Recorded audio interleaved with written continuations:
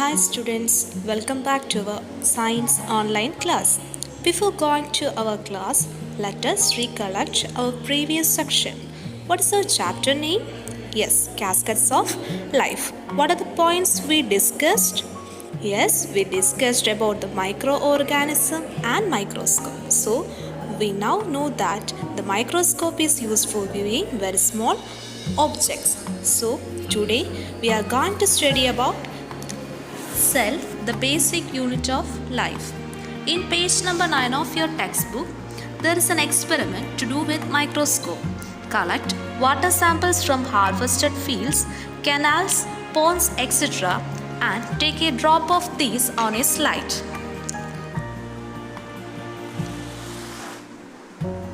Place the cover glass and then observe it through the microscope.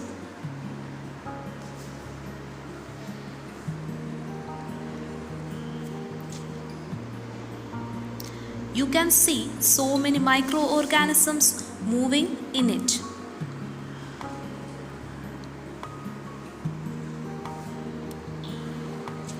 We can't see these microorganisms with our naked eye.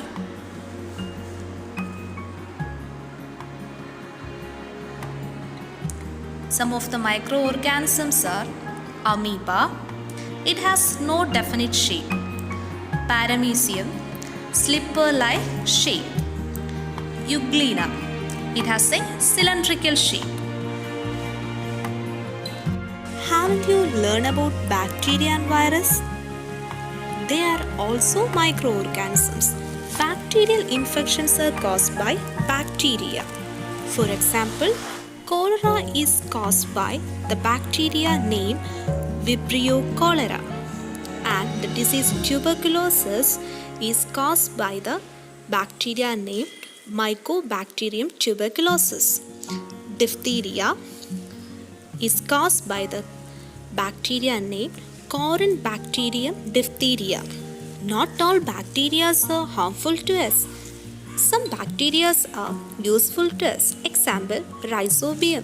Rhizobium is a bacteria seen in the soil. It supplies ammonia to the plants, helps for the growth of plants. Viral infections are caused by virus. COVID-19, the disease is caused by the coronavirus. Now you are familiar with this. So next we are going to discuss about the basic unit of life called cells. Everything is made up of cells.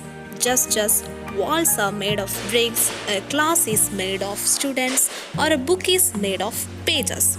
In the same way, all living things are made up of cells. So, we all are made up of cells. The cells are very small, so small you almost always need a microscope to see them. Cell is the basic structural, functional and biological unit of all organisms. A cell is the smallest unit of life. Cells are often called the building blocks of life. The study of cells is called cell biology or cytology. Unicellular and multicellular organisms.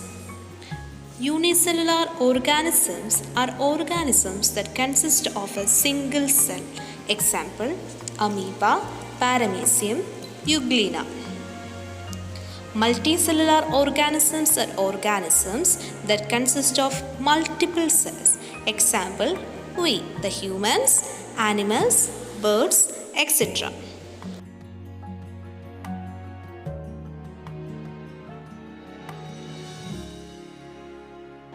So that's all for you today. See you on the next class.